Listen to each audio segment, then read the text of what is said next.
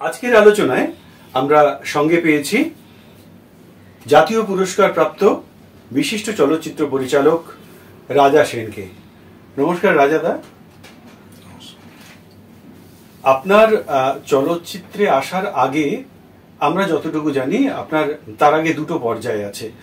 সেটা হলো আপনি নাটক নিয়ে দীর্ঘদিন নাটকের সঙ্গে ওতপ্রোত ছিলেন, আপনি থিয়েটার এবং এখনো পর্যন্ত থিয়েটার আপনার ওতপ্রোত। তো সেই থিয়েটার জীবনের শুরুর দিকটা যদি একটু বলেন।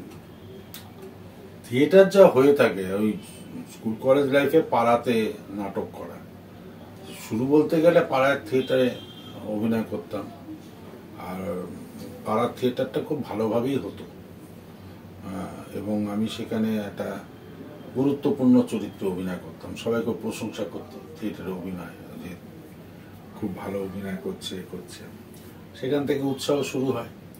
তা আমাদের ওখানে যে পাড়ায় থিয়েটারটা বেশ ভালোভাবে হতো, যেটা বলছিলাম, আর বাইরে থেকে কিছু দল এসেও নাটক করত।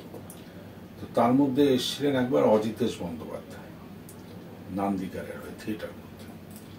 ফলে আমি একটা সূত্র ধরে রেফারেন্সে অজিতেশ বাবুর সঙ্গে দেখা করি এবং অজিতেশ বাবুকে বলি যে আমি আপনার দলে অভিনয় করতে চাই।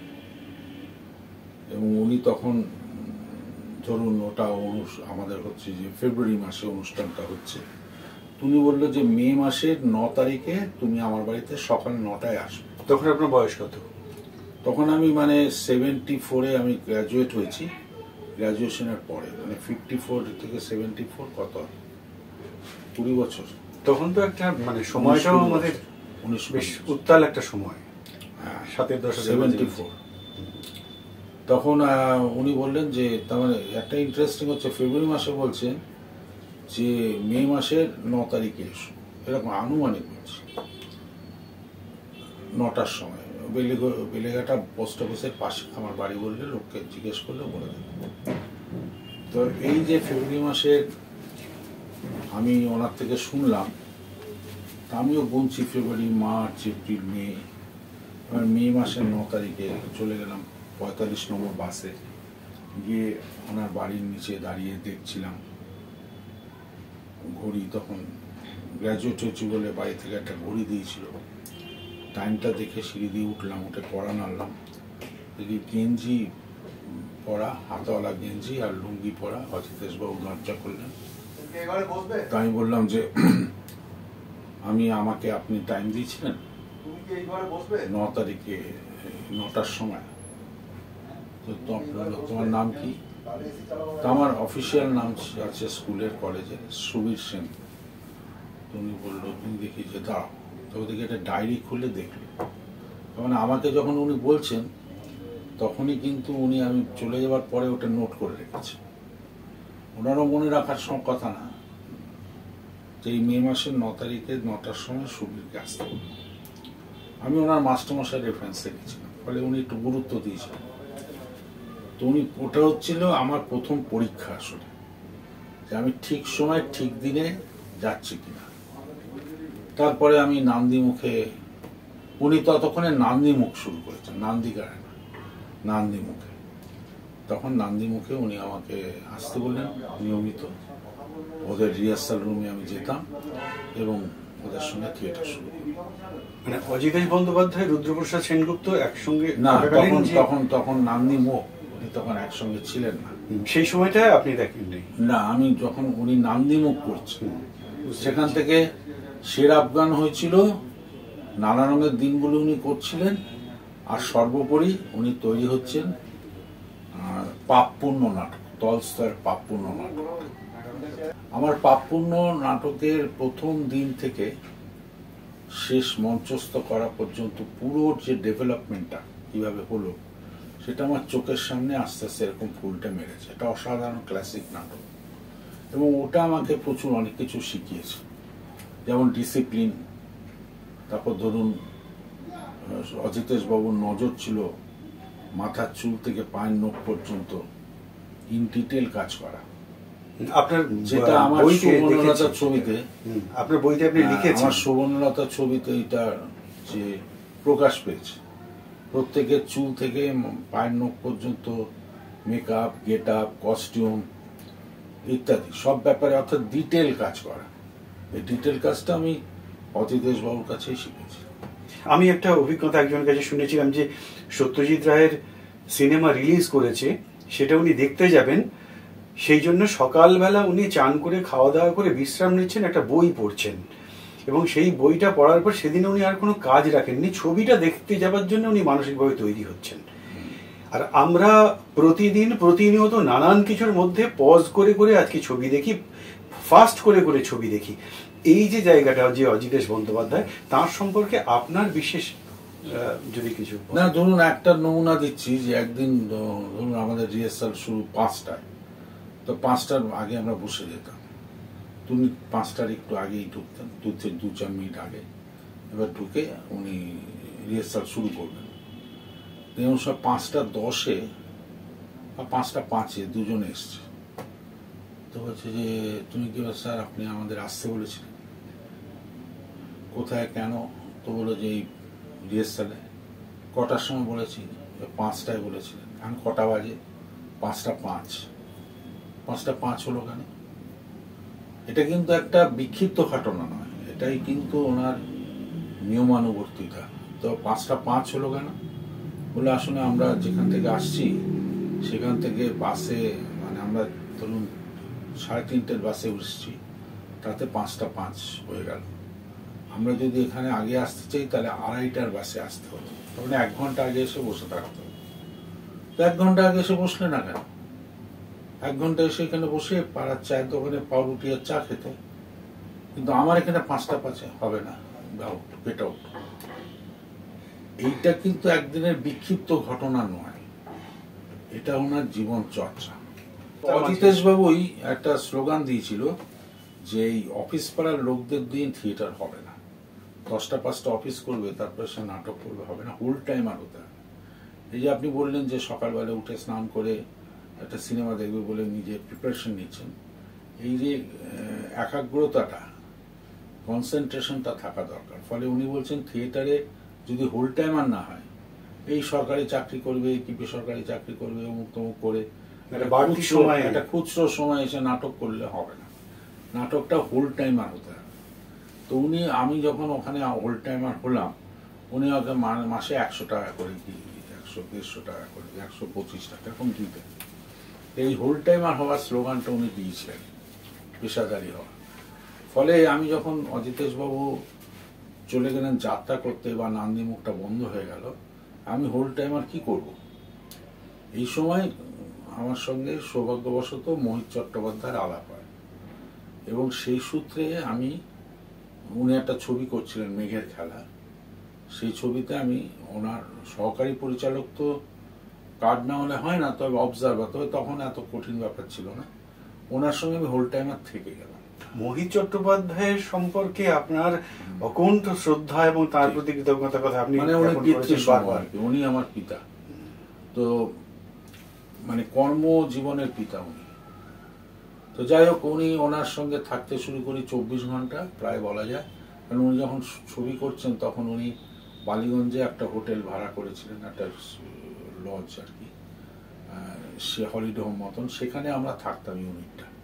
সে প্রি প্রোডাকশন থেকে শুরু করে ছবির শুটিং, পোস্ট প্রোডাকশন, তখন মুভিওয়ালাতে এডিটিং হতো, এই টোটাল যে একটা দীর্ঘ সময়, ধরুন 6-7 মাস মিনিমাম লাগে, তার বেশি ছাড়া কম না। সে 7 মাস আমরা একসঙ্গে ওখানে ছিলাম, বাড়িঘর ছেড়ে। তো ওইখানে আমি প্রথম ছবির শুটিং হওয়া, দেখা, শেখা, এবং ওনার প্রচুর কাজ করে দেওয়া, এর মধ্যে দিয়ে ছবি তৈরিটা শিখি। তার পরবর্তীকালে ওই থিয়েটারটা করা যেহেতু আছি, এদিকে অজিতেশ বাবু নান্দিমুখ বন্ধ করে দিয়েছেন, ফলে আমাকে ওই মোহিতদাই যোচন্দ্রের সঙ্গে আলাপ করিয়ে আমি চারবাকে অভিনয় শুরু করলাম। এবং চারবাকে যাওয়ার পরে এবার যোচনদাও একটা ছবি করলেন প্রাগৈতিহাসিক, ফলে সেখানে আমি সহকারী পরিচালক হয়ে গেলাম। তাই নাটকটাও চললো যোচনদার সঙ্গে, পাশাপাশি যোচনদারই ছবির আমি সহকারী পরিচালক। এরকম ভাবেই আমার বুদ্ধদেব দাশগুপ্ত, মৃণাল সেন এদের সঙ্গে কাজ করা হয়, এবং সঙ্গে থিয়েটারটাও পাশাপাশি চালিয়ে গেছি। এটা মোটামুটি কোন সময়কার পর্যন্ত কথা বললেন? 74 থেকে 80, 74 74 থেকে 80 পর্যন্ত সহকারী পরিচালক, থিয়েটার সহকারী পরিচালক এইরকম। আর সিরিয়াল করতে এলেন, প্রথম কাজ আপনার যে সুবর্ণলতা টেলিভিশন সিরিয়ালটা তখন আসছে, তাতে সহকারী পরিচালকের কাজ করছিলাম। ওই করতে করতেই ইনফোকাম বলে একটা রয়েছে, ওরা ওখানে বিভাস দাস সম্পর্ক বলে একটা সিরিয়াল হতো, তার ছোট গল্পগুলো উনি করতেন। উনি ছাড়া অনেকে করেছেন, রাজা দাশগুপ্ত ইত্যাদি। তা আমি তাদের সহকারী পরিচালক হতাম। সেই সূত্র ধরেই ওখানকার যে ইনফোকামের যিনি প্রযোজক রবীন ঘোষ আমার কাজ করা দেখে আমায় বললো যে তুমি একটা ডিরেকশন দাও। তো ওখানে সম্পর্ক বলে যে ছোট গল্পের সিরিজটা হতো দূরদর্শনে, সেই সম্পর্কে আমি প্রথম কাজ করি। কয়েকটি গল্প, 2-3টি গল্প করি। ওইখানে আবার একটি গল্প জ্যোতির্ময় নন্দীর নদী ও নারী, এই গল্পটা অসম্ভব ভালো লাগে কলকাতা দূরদর্শনের ডিরেক্টরের। তো উনি তখন বলেন যে এত ভালো করেছে ছবিটা, ওকে বড় সিরিয়াল করতে বলো। তখন ওই ইনফোকাম থেকেই আমি সুবর্ণলতাটা করি। আচ্ছা, এখানে একটা জিনিস জানতে ইচ্ছে করছে, আমাদের দেশে যারা প্রচলিত, এখানে একটা কথা বলে থাকা দরকার যে আমি কিন্তু ফুল টাইমার। হ্যাঁ, সেই কারণেই আমার প্রশ্নটা আসতে চাইছিলাম যে আমাদের দেশে যে প্রচলিত জীবন ধারা, যাতে আমরা অভ্যস্ত, একটা পড়াশোনা, তারপরে চাকরির পরীক্ষা দেওয়া, গ্রাজুয়েট হয়ে গেলাম। এই যে আপনি একটা ঝুঁকিপূর্ণ জীবনের দিকে যাচ্ছেন, বাড়ি থেকে সেটার জন্য সাপোর্ট করেছে, খুবই সমর্থন করেছে। তবে ঘটনাচক্রে থিয়েটার করতে গিয়ে আমার জীবনে প্রেমও চলে আসে। এবং প্রাগৈতিহাসিক যখন আমি সহকারী পরিচালক, তখন পাপিয়ার সঙ্গে, ওখানে পাপি অভিনয় করতে এসেছিল। আচ্ছা, ওর সঙ্গে পরিচয় এবং আলাপ, এবং স্বাভাবিকভাবে বিয়েটা এসে যায়। বিয়ে আসলে দায়িত্ব বাড়ে। তখন আমি থিয়েটারে একজন মোটামুটি জনপ্রিয় অভিনেতা বলে আমি ওই সূত্রে। পাপিয়া দিয়ে আসার আগে কি আর কোনো প্রেম আসেনি জীবন? না, ক্যালকাটা কর্পোরেশনে আমি চাকরি পাই বিভিন্ন সূত্রে, এবং খুবই একটা মোটামুটি সাধারণ চাকরি পাই। এই চাকরিটা পাওয়ার ফলে আমি বিয়ে করতে পারি। কিন্তু এই চাকরিটা করতে করতে, যখন আমি কর্পোরেশনে চাকরি করতে করতে সহকারী পরিচালকের কাজ করছি পাশাপাশি, হ্যাঁ, কিন্তু যখন আমি প্রথম সিরিয়ালটার অ্যাপ্রুভাল পেলাম সুবর্ণলতা, আমি কিন্তু সেদিন চাকরিটা ছেড়ে দিলাম। তার মানে আমি সরকারি চাকরি ছাড়লাম, সরকারি চাকরি ছেড়ে দিলাম সিরিয়াল করব বলে। সিরিয়ালটা পেলাম, সেখানে আমার মা বাবা অজিতেশ বাবুর কাছ থেকে প্রথম ইন্সপিরেশনটা অজিতেশ বাবু। এবারে মা বাবার সাপোর্ট তো ছিলই, এবার আমার স্ত্রীরও সমর্থন এসে গেল। তা না হলে তো আমি একটু চাকরি ছাড়তে দিত না। আমি একটা সরকারি চাকরি ছেড়ে দেওয়া বাবু কম কথা না। আপনার জীবনে যেমন মোহিত চট্টোপাধ্যায়, অজিতেশ বন্দ্যোপাধ্যায়ের একটা বিশেষ প্রভাব রয়েছে, তেমনি নাট্যকার শ্যামল সেন, আপনার কাকা, আমার আপন ছোট কাকা, তার তো একটা ভীষণ প্রভাব। শ্যামল সেনও কিন্তু ওই সময় যারা হোল টাইমার পেশাদারি থিয়েটারের লোক, তার মধ্যে শ্যামল সেন একটা নাম। উনি উৎপল দত্তের অঙ্গার ইত্যাদি নাটকের নায়ক ছিলেন, এবং শ্যামল সেন পরে থিয়েটার গিল্ড করেন। এই থিয়েটার গিল্ডে আমি কিছুদিন ছিলাম। সেই সূত্র ধরেই কিন্তু আমার মোহিতদার সঙ্গে আলাপ। কারণ শ্যামল সেন বলেছিল যে মোহিত চট্টোপাধ্যায়ের থেকে একটা নাটক নিয়ে আসতে। তাই মোহিতদার বাড়ি খুঁজে খুঁজে বার করে মোহিতদার পেছনে লেগে থাকতাম একটা নাটক নেওয়ার জন্য, এবং শ্যামল সেনের গ্রুপে আমি অভিনয় করতাম। শ্যামল সেনের গ্রুপে তখন গ্রুপে অভিনয় হতো না, ওখানে আবার কিছু ওই 3 দিক খোলা মঞ্চে ক্ষেপের নাটক বলে বা পেশাদারি নাটক শুরু হয়েছিল। তো রবি ঘোষ এসে ওখানে নাটক করত, সেখানে 3 দিক খোলা মঞ্চে নাটক হতো। সেই নাটকেও আমি অভিনয় করেছি, করে পয়সা পেতাম। তো শ্যামল সেনই মোটামুটি ডিরেক্টর ছিল।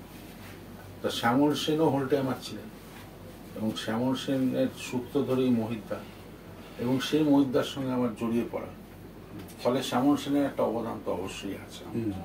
আজকাল লোকেরা রিলেট করতে পারবে বলে বলছি যে শ্যামল সেনের ছেলেই হচ্ছে কৌশিক সেন, বা তার নাতি হচ্ছে ঋদ্ধি সেন। বা শ্যামল সেনের স্ত্রী হচ্ছেন চিত্রা সেন। মানে আপনার আগে থেকে তার পরবর্তী এই যে পরম্পরার একটা পরম্পরা আমার স্ত্রীর দিক থেকে আছে। আমার স্ত্রী যে আমাকে সাপোর্ট করেছে, যে সিনেমাতে আমি মানে করতে গিয়ে সরকারি চাকরি চাচ্ছি। প্রথমত যোচন দস্তিদার হচ্ছেন পিসিমশাই, অর্থাৎ চন্দা দস্তিদার হচ্ছে ওর পিসি। বিজন ভট্টাচার্য হচ্ছেন মামা, আপন মামা, এবং ওর মা হচ্ছে নবান্নের অভিনেত্রী, যার ফলে আমাকে সাপোর্ট করেছে। হয়তো একটা বেকার ছেলের সঙ্গে বিয়েতে দেবে কেন, কারণ ওরা থিয়েটারটা ভালোবাসে। ঠিক ঠিক। যেটা সিরিয়ালের ছোট ছোট গল্প করার পরে যখন দূরদর্শনের ডিরেক্টরের খুব পছন্দ হলো, আমাকে সিরিয়াল করতে বললেন, সুবর্ণলতা করলাম। সুবর্ণলতা তো সুপার হিট হয়ে গেল, সুপার ডুপার হিট, প্রচুর পুরস্কার পেলাম। তারপরে আদর্শিন্দ হোটেল, আরোগ্য নিকেতন, জল পড়ে পাতা নড়ে, তারপরে দূরদর্শন নিজে কতগুলো কমিশন প্রোগ্রাম শুরু করলো, সেখানে দেশ আমার দেশ বলে খুব জনপ্রিয়।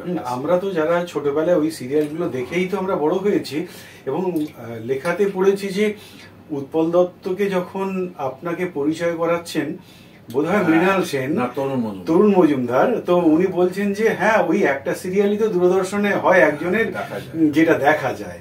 তো এই সিরিয়াল থেকে আমরা চলে আসবো আপনার যে প্রধান পরিচিতির যে জায়গাটা, সেটা হলো আপনার চলচ্চিত্রের জায়গা। মানে আপনি অনেকগুলো জাতীয় পুরস্কার পেয়েছেন চলচ্চিত্রে, কিন্তু দামু নিয়ে যতদূর আপনার সঙ্গে অন্যান্য সময় আমি শুনেছি যে 3 বছর দামুর যে চিত্রনাট্য নিয়ে আপনি দৌড়দৌড়ি করেছেন, সিরিয়াল করতে করতে। আসলে আমি তো গোড়ায় তো সিরিয়াল করার মুখে যে বলেছি মোহিত চট্টোপাধ্যায়ের মেঘের খেলা, যোচন দস্তিদারের প্রাগৈতিহাসিক, এটা করার পরে আমি মৃণাঙ্গার সঙ্গে একদিন প্রতিদিন ও আকালের সন্ধানেও তো আমি অবজারভার ছিলাম, এবং ওখানে চরিত্রে অভিনয় করেছি, দুটোতেই পুলিশ অফিসার, একদিন প্রতিদিন এবং আকালের সন্ধানে।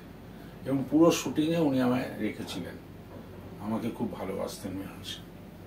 এবং তারপরে বুদ্ধদেব দাশগুপ্তর সঙ্গে আমি কাজ করেছি ফেরা ছবিতে, তো এদের সহকারী পরিচালক ছিলাম।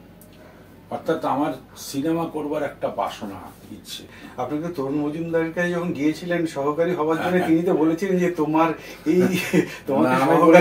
আমাকে খুব পছন্দ করতেন, আমার কাজ দেখে সবাই তখন খুব হই করছে যে আমার কাজ দেখে সুবর্ণলতা, আদর্শিন্দ, আরোগ্য নিকেতন, এমনকি সত্যজিৎরাও আমার প্রশংসা করেছে।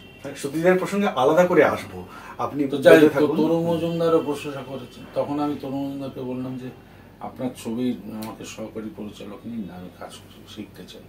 তো যে না, তোমাকে আমি সহকারী পরিচালক করতে পারবো না, তোমার সহকারী পরিচালক হওয়ার কোনো দরকার নেই। অবশ্য তুমি বলতেন, উনি আপনি যদি চান, আপনি ছাড়া কারোর সঙ্গে কথা বলতেন, বোধহয় যে চা দিতে আসতো বা যে ছোট, তো স্বাভাবিকভাবে আপনি আমার ছবিতে যখন ইচ্ছে আসবেন, সারাদিন থাকবেন, সেই অনুমতি আপনাকে দেওয়া রইল। আপনার যে কোনো সময় আমার ফ্লোরের শুটিংয়ে আপনি চলে আসবেন, সোজা ঢুকে যাবেন। তো আমি ঢুকতাম। সেই সূত্রে একদিন লাঞ্চ ব্রেকের সময় উৎপল দত্তকে বলছেন যে ইনি হচ্ছেন রাজা সেন, ওই সুবর্ণলতা সিরিয়াল। বলে হ্যাঁ বুঝতে পেরেছি, ওই একটা সিরিয়ালতে বসে দেখা যায়। এই হচ্ছে তরুণ মজুমদার আমাকে বলেছিল। তো আমি ওনার শুটিং দেখেছি, যেতাম। তারপর তপন সিনহার কাছেও গেছিলাম, তপন সিনহার কাছেও আমি শুটিং, ওই একই রকম প্রায় ব্যাপার। উনি আমাকে ফ্লোরে, আমি যেতাম ওনার শুটিং দেখতাম, কাজগুলো দেখতাম শেখবার জন্য। দামুর চিত্রনাট্য নিয়ে আপনাকে প্রায় 3 বছর এবং আরো 2-3 জন সহযোগীকে নিয়ে আপনাকে 3 বছর লড়াই চালাতে হয়েছে দামুর, সেটা যদি সংক্ষেপে একটু বলেন। 3 বছর কম করে হবে, তার বেশিও হতে পারে। ততক্ষণে কিন্তু সুবর্ণলতার সূত্রে আমাকে বলা হতো প্রায় house hold name of Bengal. হ্যাঁ, ঘরে ঘরে আমার নাম, কারণ আপনারা বলছেন সুবর্ণলতা, আদর্শিন্দ, আরোগ্য নিকেতন দেখছেন। কিন্তু সেই আমি যখন ঘরে ঘরে আবার যাচ্ছি ছবি করব বলে, চিত্রনাট্যটা পড়ে শোনাচ্ছি, কিন্তু কেউ রাজি হচ্ছে না ছবি করতে। সিরিয়াল করছে ঠিক আছে, ছবি। তো আমি প্রথমে কিন্তু দামুতে কাস্ট করেছিলাম রবি ঘোষকে। তো রবি ঘোষ আমাকে বললো যে তুমি একটা কাজ করতে পারো, চিলড্রেন ফিল্ম সোসাইটিতে জয়া আছে, জয়ার কাছে একবার যাও। তো জয়া বচ্চনের কাছে আমি গেছিলাম। তো উনি স্ক্রিপ্টটা শুনে আমাকে বললো যে করবো আমরা। আমি যখন সিঁড়ি দিয়ে নামছি, দেখছি যে চিলড্রেন ফিল্ম সোসাইটিতে অনেক ছবি হয়েছে, ছবিগুলো হয় ওখানেই বাক্সবন্দি থাকে, আর রিলিজ করা না। সেই জন্য আমি করি। কতখানি আপনি মানে কনফিডেন্ট আপনার না যে script এর ওটা ব্যাপারে? করে তো করবো, তারপরে পড়ে থাকবে কি লাভ। ঠিক ঠিক। তখন আমার এক বন্ধু, ওই আমার তো তখন সিরিয়ালের প্রচুর কাজ, তো বোম্বে জি অফিস থেকে অটো করে আমরা বোম্বেতে যেখানে হোটেলে সেখানে আসছিলাম, তো একজনের সঙ্গে আলাপ হলো, সে ঘটনাচক্রে সন্তোষপুরে থাকে, অশোক বোস। সে বললো যে আপনি ছবি করছেন না কেন? আমি ছবি করার প্রডিউসার পাচ্ছি না। কি ছবির গল্প রেডি, চিত্রনাট্যটা? হ্যাঁ রেডি, চলো আজকে শুনবো। তো হোটেলে শোনালাম প্রায় হোল নাইট।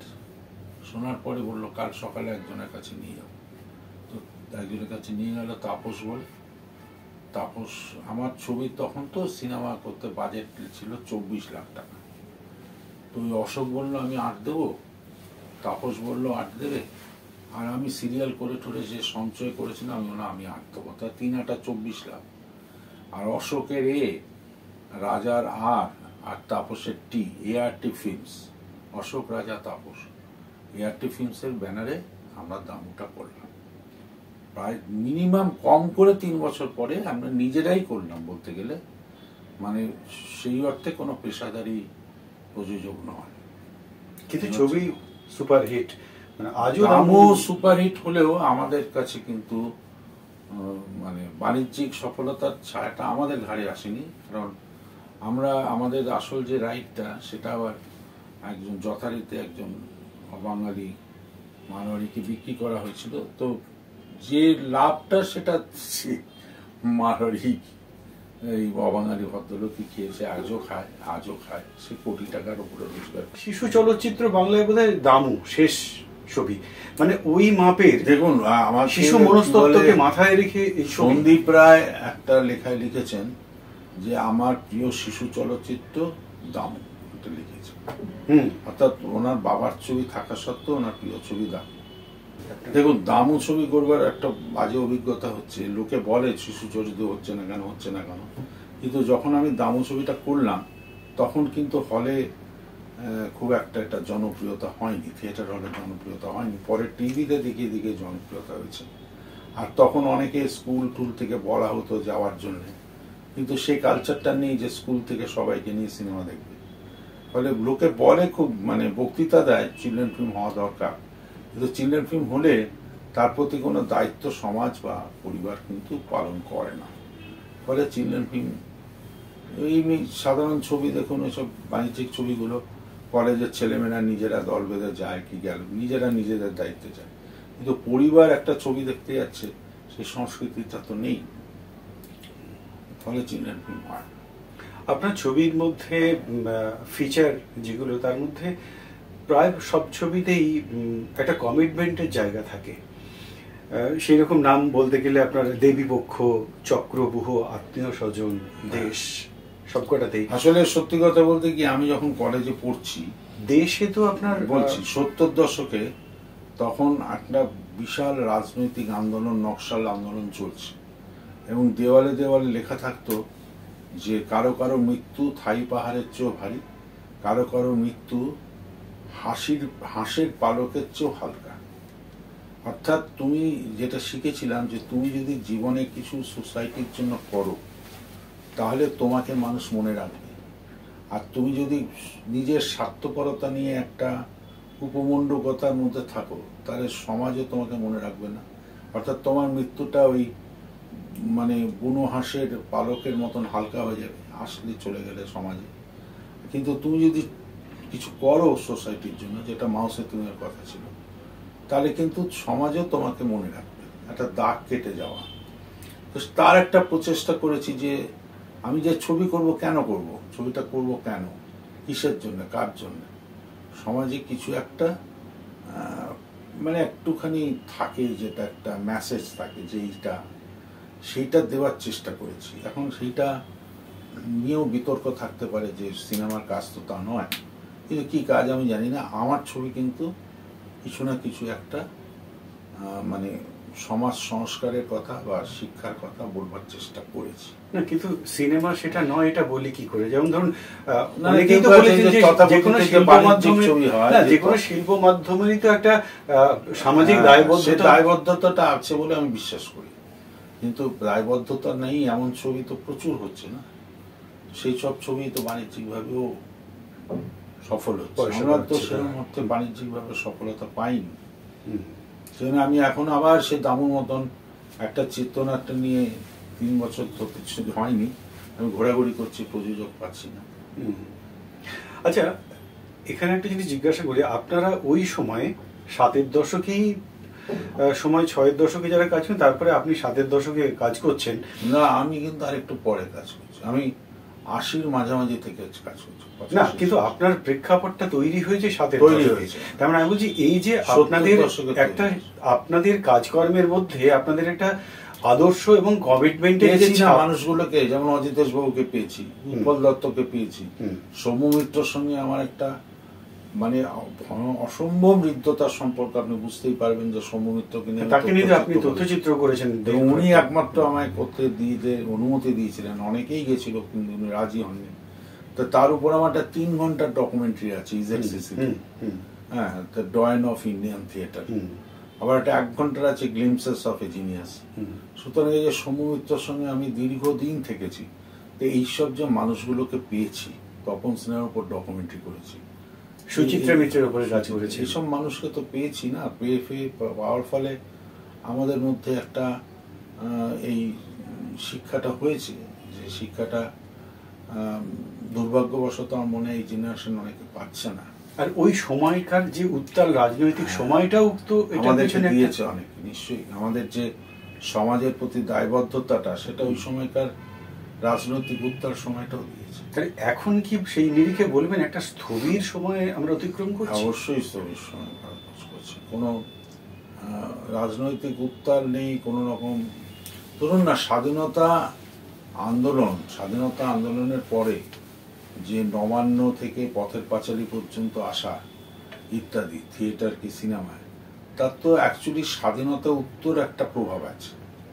স্বাধীনতায় যে মানুষ লড়াই করেছিল, তারপরেই দেভাগ আন্দোলন শুরু হচ্ছে, এইগুলোর প্রভাব তো আছে ওর মধ্যে, পরোক্ষ হলেও আছে, তেমনি আমাদের উপরেও আছে। কিন্তু আজকে সেই প্রভাবটা কিন্তু নেই, ফলে একটা সমস্যার মধ্যে দিয়ে, কালার সময়ের মধ্যে দিয়ে, অন্ধকারের সময় দিয়েই মনে হয় যাচ্ছে, এটা আমার মনে হয় ব্যক্তিগত। আপনার লেখা থেকেই একটা ওই জিনিস বলছি, মানে সত্যজিৎ রায় সম্পর্কে আমি বলেছিলাম একটা আলাদা করে কথা বলবো আপনার সঙ্গে। আপনি সত্যজিৎ রায়ের ছবি খুব কৌশলে এবং লুকিয়ে দেখতে গিয়েছিলেন আগন্তুকের যে প্রিমিয়ার শোটা, এবং সেটা দেখার পরে আপনার সঙ্গে সত্যজিৎ রায়ের একটা কথোপকথন হয়েছিল। সেই কথোপকথনটা যদি একটু বলেন। বিষয় হচ্ছে, আমি তখন আদর্শ হোটেল করছিলাম, তো আমার আর্ট ডিরেক্টর ছিলেন অশোক ঘোষ, উনি আবার সত্যজিৎ রায়ের আর্ট ডিরেক্টর। তো ওনার থেকে আমি মানে হঠাৎ করে শুনতে পাই যে উনি একদিন আসবেন না, কেন না একটা ওদের নিজস্ব প্রাইভেট শো আছে নন্দন 3-তে আগন্তুকে। তা আমি বলি যে আমি যাবো, তো উনি আমাকে ভালোবাসতে আসুন। তা আমি গিয়ে আগন্তুক দেখে এমন চার্জ হই, আর তখন তো মোবাইল ছিল না, আর আমার বাড়িতেও ফোন নেই।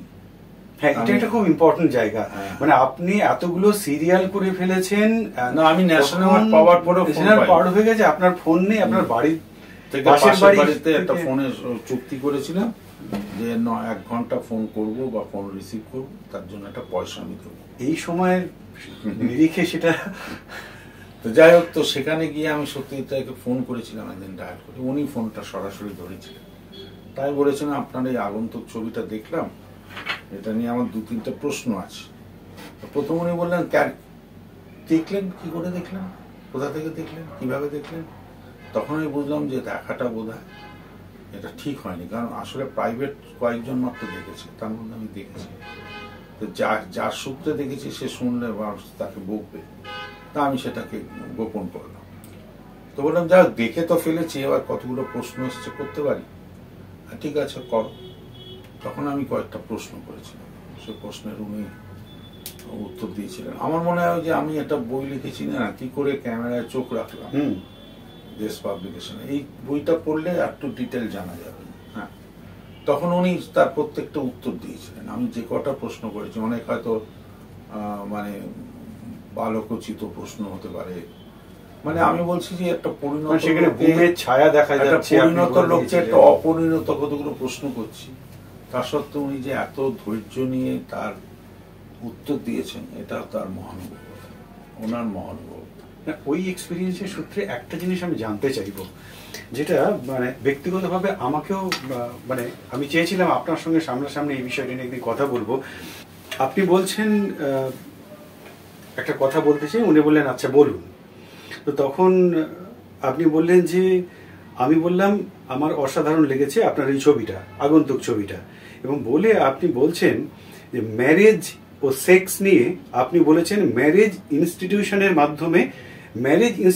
মাধ্যমে সভ্য মানুষরা যদি অনেক এগিয়ে আছে, অনেক ক্ষেত্রেই ট্রাইবালরা সভ্যতা লজ্জা পাবে এমন জায়গায় পৌঁছে যায়।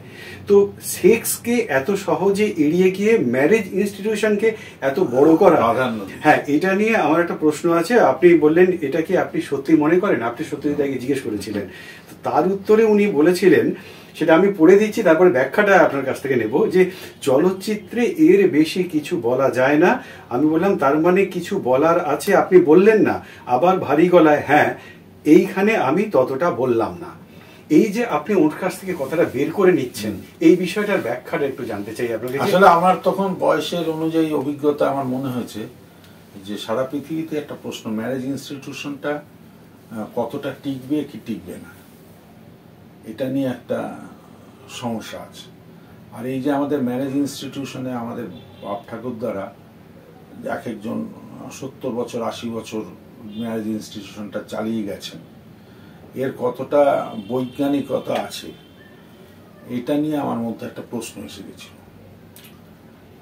তো সেই প্রশ্নটা এসে গেছিল, আজকে পৃথিবীতে বিভিন্ন জায়গায় দেখা যাচ্ছে ম্যারেজ ইনস্টিটিউশনটা কিন্তু ঠিক থাকছে না, টিকছে না।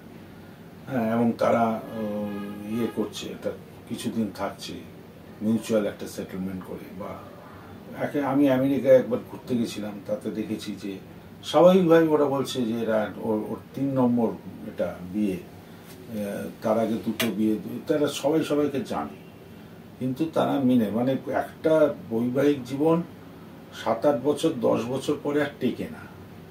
তার কি কারণ না কারণ সেটা মধ্যে যাচ্ছি না, কিন্তু এটা পৃথিবীতে প্রায় একমাত্র ভারতবর্ষ ছাড়া এই ম্যারেজ ইনস্টিটিউশনটা এইভাবে টিকছে না। সেইটা নিয়ে আমার একটা প্রশ্ন ছিল, তো সেই প্রশ্নটাই আগন্তুকেই আসে ম্যারেজ ইনস্টিটিউশন।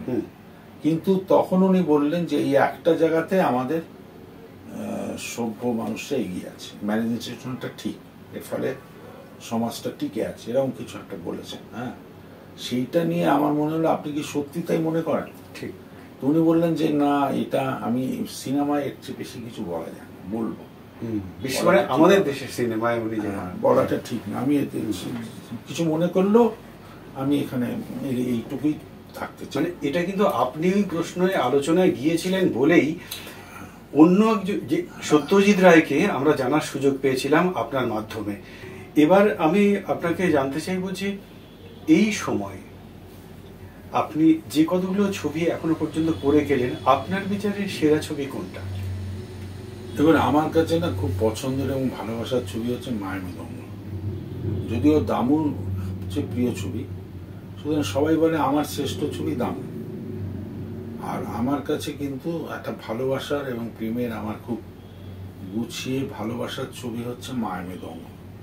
মায়ামৃদঙ্গটা একেবারে আলোচিত নয় ছবিটা, শুভেন্দু মাইতি এটার মিউজিক করেছিলেন। শুভেন্দু মাইতি একা না, 3-4 জন ছিলেন। শুভেন্দু মাইতি, পার্থ সেনগুপ্ত, অভিজিৎ, আর এরকম 3-4 জন ছিলেন। কিন্তু ওই মায়ামৃদঙ্গ আমার সবচেয়ে প্রিয় ছবি, যদিও দামু সবচেয়ে জনপ্রিয় ছবি। আচ্ছা, হ্যাঁ, তো আমি চাইবো যে আপনার মাধ্যমে দর্শকরা আজকে দিয়ে শুনছে, আমি ইউটিউবে পাওয়া যায় মায়ামৃদঙ্গটা, যে মানুষ যেন মায়ামৃদঙ্গটা দেখে। আচ্ছা, দেশ ছবিতে আপনার সঙ্গে আপনি কাজ করিয়েছেন জয়া বচ্চন, অভিষেক, এদেরকে নিয়ে আপনি কাজ করেছেন, সেই অভিজ্ঞতাটা কিরকম? আত্মীয় স্বজন ছবিটাও তো রাষ্ট্রপতি পুরস্কার পায়, দামুও পায়, সুচিত্রা মিত্র পায়। তা সত্ত্বেও কিন্তু আমার ছবির প্রযোজক আমি পাচ্ছিলাম না। টেলিফিল্ম তখন খুব হতো, টেলি সিরিয়াল করছি, আর সিনেমা করতে পারছি না। এরকম সময় আনন্দবাজারে আমার বন্ধু গৌতম ভট্টাচার্য একটা লেখা লিখলো যে নামে রাজা কিন্তু আসলে ফকির। তো আমার ছবি একটা রাজত্ব আছে, রাজা আমার নাম, কিন্তু আমি ফকির, মানে আমার হাতে কোনো প্রযোজক নেই। সেইটা পড়ে একজন মানুষ ইন্টারেস্টেড হলো, হয়ে আমার সঙ্গে দেখা করলো, করে আমাকে একটা ছবি করার বললো যে সে করবে না, তার একজন লোক করবে।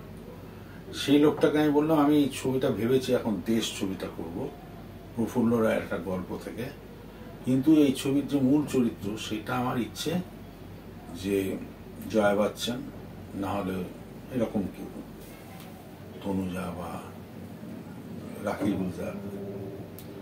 তো উনি আমাকে বোম্বেতে নিয়ে গেলেন।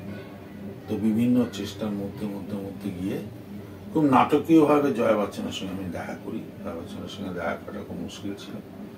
খুব নাটকীয়ভাবে দেখা করি, ওনাকে সোজাসুরি প্রস্তাবটা দিই। উনি আমাকে একদম ওর বাড়িতে যেতে বলেন এবং আমি ওনাকে এটা শোনাই পুরোটা শোনাবার পরে উনি একটা বলেন যে, আমি বললাম যে কবে করতে চাই, আমি বললাম যে আপনি যে মাসটা দেবেন। উনি আমাকে একটা টাইম দিল, সেই টাইমটাই আমি করবো বললাম। আর বললাম যে আমি কিন্তু পয়সা দিতে পারবো না, বোম্বের জয়া বচ্চনকে টাকা দেওয়ার মতন বাংলা ছবির ক্ষমতা নেই, সুতরাং আপনাকে বিনা পয়সা করতে হবে, টাকা না নেওয়ার মতো। কি দেবে, কতটুকু দেবে? তা আমি একটা সামান্য অ্যামাউন্ট বলি, উনি রাজি হন। আর আমি বলি যে আপনার কি অ্যাটেন্ডেন্ট কে থাকবে, মেকআপ কে থাকবে? উনি কিচ্ছু দরকার নেই, আমি একা যাব, তোমাদের সঙ্গে থাকবো, কাজ করব, চলে আসবো, তুমি যা বললে তাই দিও। বাহ।